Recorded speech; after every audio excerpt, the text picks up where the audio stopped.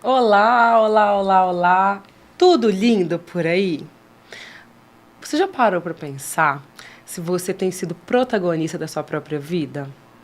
Como que você tem cuidado dos seus sonhos, da sua energia? E aí, gente, um adendo aqui. Nada de energia ligada à espiritualidade. Energia mesmo, vontade de fazer, vontade de viver, sabe? Como você tem lidado, priorizado aquilo que importa realmente para você? Muitas vezes a gente se perde nas obrigações, nos planos, na rotina e se deixa para depois, deixa os nossos sonhos para depois. Mas e depois quando? Quando? Em que momento? O episódio de hoje é um presente e um convite para estar aqui, no agora, se colocar no centro da sua história sem culpa. Porque a gente se cuidar, se amar, não é luxo, não, é compromisso. Não é egoísmo, não. Solta a vinheta aí pra gente começar.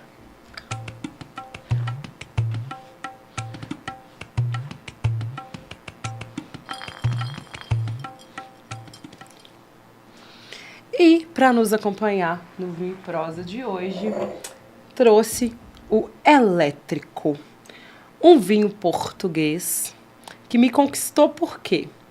Porque é um vinho, né, que ele fala que é fresco, que na nossa boca, no nosso paladar, ele se revela elegante, gostoso, que traz acolhimento, sabe? Traz aconchego. E eu acho que ele combina com o nosso momento e a temática do nosso episódio. Um brinde ao nosso episódio 4. Olha, vou contar para vocês uma história de alguém que passou boa parte da vida deixando os outros direcionarem aquilo que ela deveria viver, ou como ela deveria ser, ou como ela deveria se posicionar. E as pessoas são eu mesmo. Adoro contar meus causos pra vocês, né, gente? Aí depois a gente vai pra piar, você já sabe tudo da minha vida.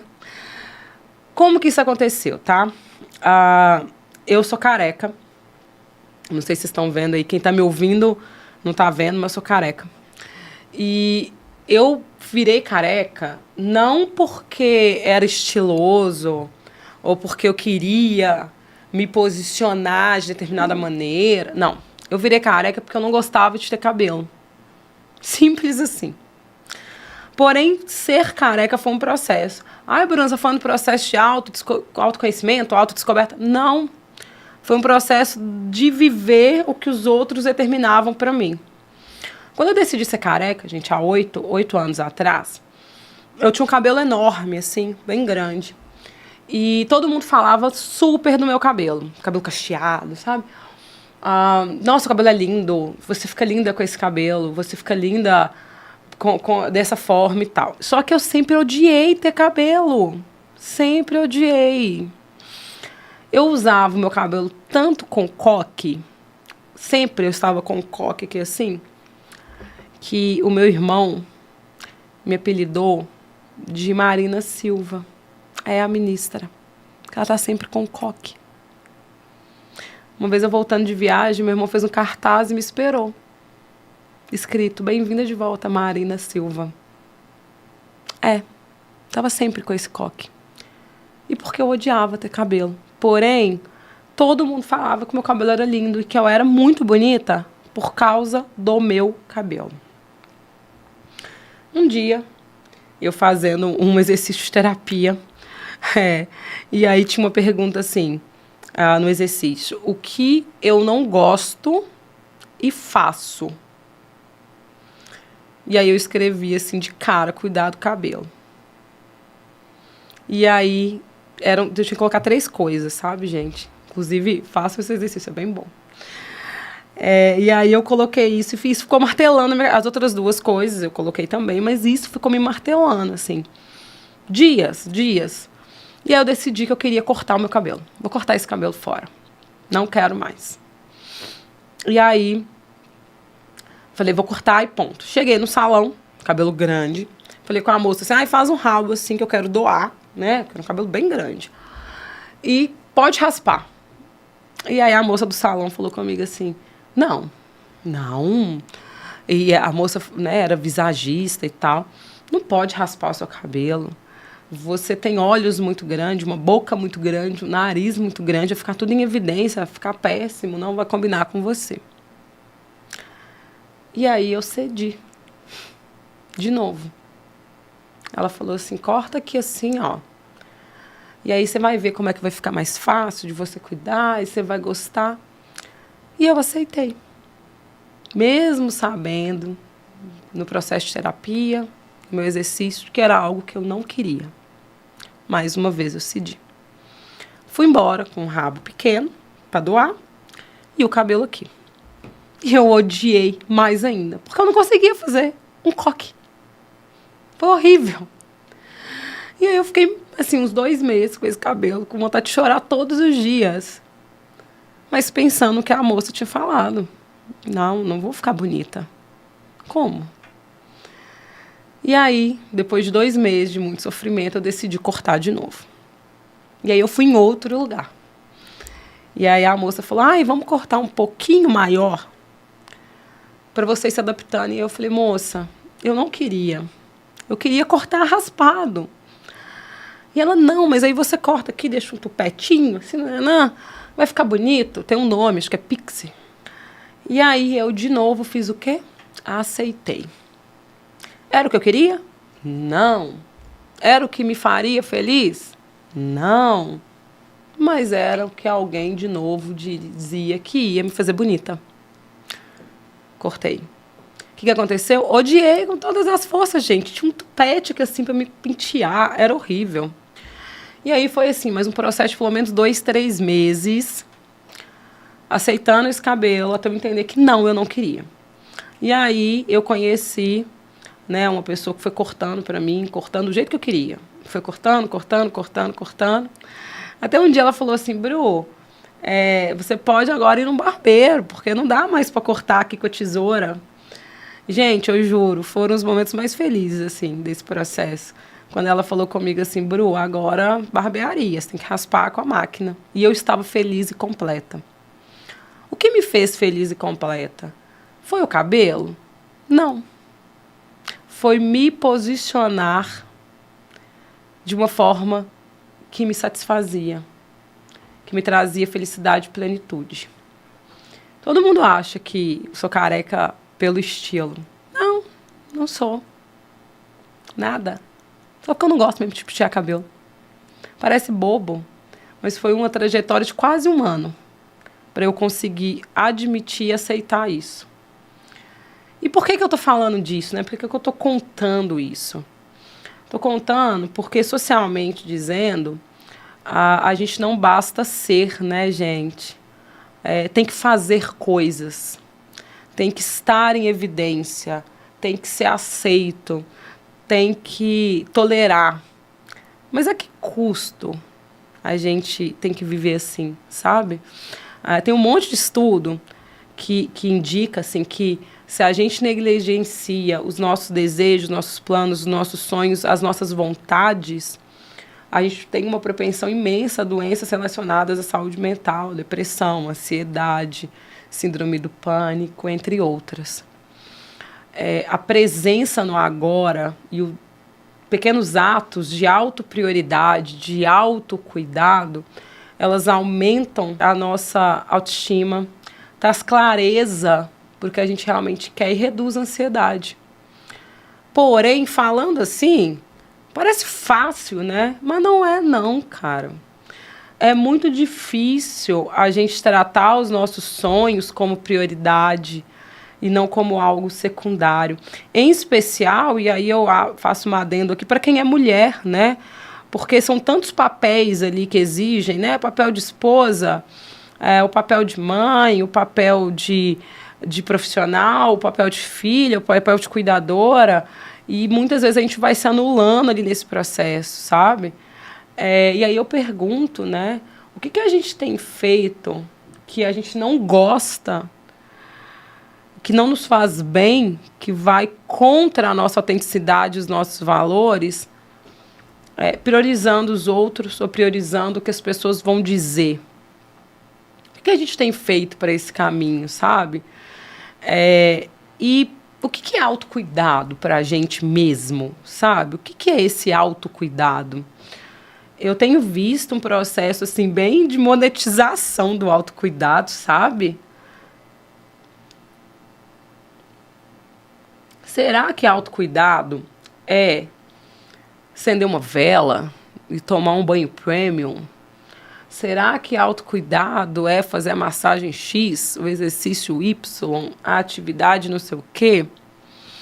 Será que autocuidado tem a ver com ter coisas, com fazer coisas que as pessoas estão impondo nas redes, nas trends de sucesso, como processo de se cuidar? Ou será que autocuidado tem a ver com respeitar os nossos limites e não adiar a nossa felicidade? Será que a gente consegue separar autocuidado de egoísmo? Ou será que a gente está misturando isso? Será que quando a gente se posiciona para o outro, para as nossas relações, sobre o que a gente quer viver, sobre os passos para os nossos sonhos, a gente é visto de uma maneira negativa e trava? E aí pergunto para vocês, essa é uma pergunta que eu tenho me feito frequentemente, sabe? Qual que foi, assim, a última vez que você viveu algo que você realmente queria? Tô falando que a sociedade falou que você tinha que querer, ou as redes sociais falaram que quem vive isso vive uma vida plena e feliz, ou seus amigos viveram isso e você está vendo todo mundo viver e acha que você tem que viver também. Não, estou falando de algo que você genuinamente queria. Algo que estava dentro do seu coração, assim, há anos, há meses, há tempo, e você falou, eu vou viver isso por mim. Porque eu quero ter a experiência. Não porque todo mundo está tendo, ou porque todo mundo está dizendo que eu tenho que ter. E aí? Qual foi a última vez que você viveu algo que você queria? Digo mais, se você conseguiu pensar, qual foi a última vez que você deu um passo em prol dos seus sonhos e teve que abrir mão de várias coisas? Porque, gente, de novo, zero romantização aqui, tá? Pelo amor de Deus. É assim, não estou dizendo daquilo que é sobrevivência, estou dizendo daquilo que é plano de vida, de sonho, de objetivo. Qual foi a última vez que você deu um passo para esse caminho, sabe? E você tem dito não? Eu adoro o não. Eu acho que o não, ele devia ser uma coisa tão popular, sabe, gente? Igual o trend de sucesso. Eu adoro quando as pessoas falam para mim assim, não quero. Isso devia ser uma resposta, gente. E a gente quer que as pessoas expliquem por que elas não querem. Porque elas não estão afim. Olha que doideira. Onde que foi que a gente achou que o não precisava ser explicado? É não, cara. E é não, e tá tudo bem ser não, né? Que bom que o outro consegue dizer não. Que bom que a gente tem o direito e o poder de dizer não. Não quero, não tô afim, não tô com vontade. Olha, doloroso, difícil, um processo de autoconhecimento complexo, mas tão libertador. Não vou. Por quê? Porque não. Não tinha que vir esse porquê depois, né? E aí pergunto mais. O que você tem dito sim sem pensar? Sabe? O que você tem só falado sim? Eu tenho uma teoria, assim, minha, zero ciência, gente. Teoria Bruna, vinho e prosa. Que quando a gente começa a falar vários sims, vários tá bons, a gente já desistiu de percorrer o nosso plano e o nosso sonho. A gente só fala sim, tá bom, sim, sim, sim. A gente já não consegue mais ter esse processo de autocuidado, sabe? Esse processo de autoconhecimento, esse processo de autovalorização. No nosso episódio passado, a gente falou um tantão de autogentileza. E ele foi essa abertura e essa portinha para pensar em autocuidado sem a romantização e a monetização do autocuidado. O autocuidado genuíno, onde eu reforço a minha autenticidade, onde eu reforço aquilo que me move, aquilo que me põe para cima, aquilo que me põe em jogo, em ação. E aí, de novo, né, não é a coisa difícil, é a coisa fluida. É anotar aquilo que me move, aquilo que me enche a alma. Já sentiram o coração quentinho? Sabe, a sensação de coração quentinho, de... Ai, que delícia isso! Casa com a sua essência, com a sua autenticidade. Reforça aquilo que é genuíno em você. Toda vez que você sente o coração quentinho, anota. Isso deixa o meu coração quentinho. Tomar esse chá, conversar com fulano, ir nesse lugar, comer essa comida, deixa o meu coração quentinho. Deixa, essa sensação gostosinha, sabe? De, conforto. Essa sensação, gente, é se aproximar de um autocuidado. E quão mais genuíno isso é, quanto mais individual isso é, quanto mais sobre você isso é, mais te aproxima de estar próximo da sua essência e desse autocuidado de verdade. Menos é o que as pessoas acham que deve ser. Toda vez que eu vejo uma receita para autocuidado, eu sinto um ranço profundo. Porque é como se a gente estivesse dizendo para todo mundo que a regra é uma só. E não é. Porque que bom, graças a Deus, ao universo, aquilo que você tem fé, que nós somos pessoas diversas. Nós somos pessoas que conseguem fluir, que conseguem sentir, que conseguem amar, que conseguem ser únicas e individuais.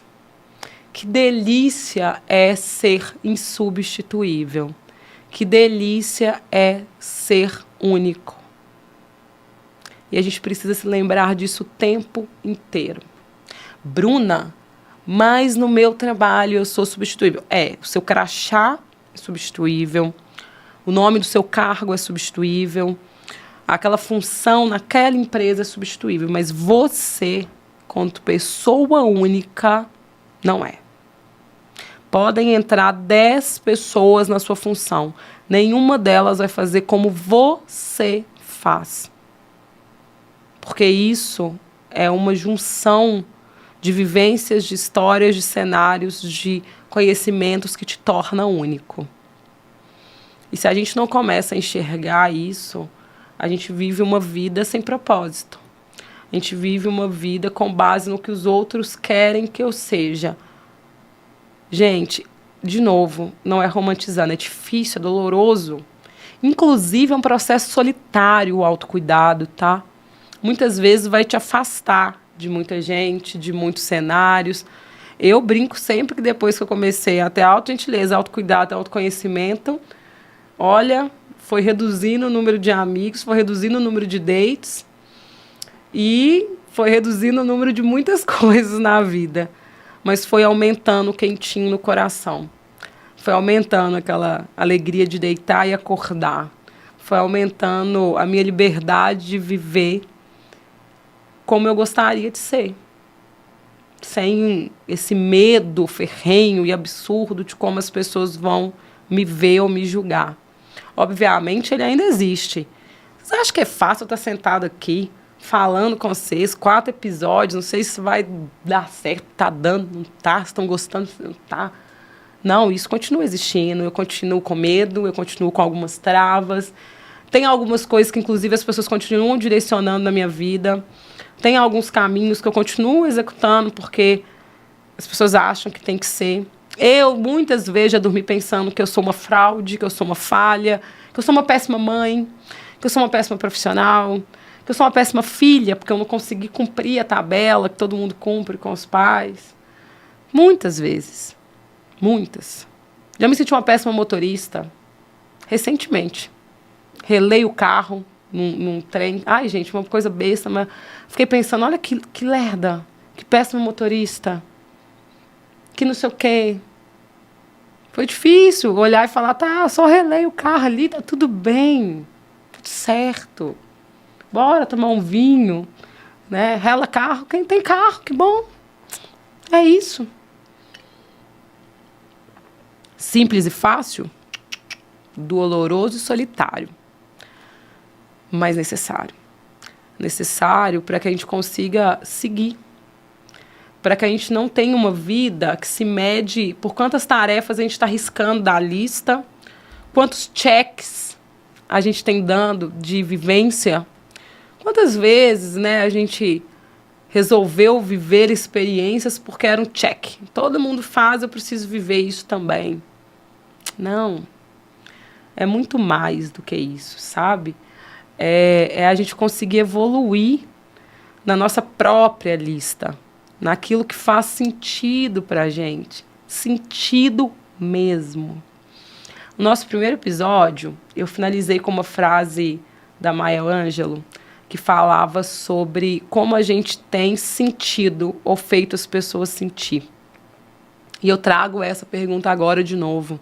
Aquilo que eu tenho vivido na minha vida, por mais redundante que isso pareça, tem me aproximado de como eu quero me sentir comigo mesma?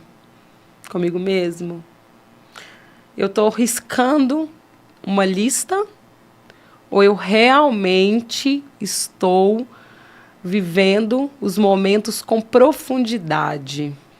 Isso é autocuidado, na minha visão. É quando eu me permito viver aquilo que enche o meu coração de quentinhos. E aí, para a gente finalizar, como sempre, eu leio um poema. E o de hoje, né, ele se chama Acima de Tudo, Ame. E é um poema que eu adoro, porque ele é simples, mas ele é bem profundo. É o do Rupi Kaur. Acima de tudo, ame. Acima de tudo, ame. Como se fosse a única coisa que você sabe fazer. No fim do dia, isso tudo não significa nada. Esta página onde você está, seu diploma, seu emprego, o dinheiro, nada importa, exceto o amor e a conexão entre as pessoas quem você amou. E com que profundidade você amou. Como você tocou as pessoas à sua volta e o quanto você se doou a elas. Eu faço um brinde a se amar, mas principalmente a estar presente às suas conexões. Muito obrigada, um brinde a nós.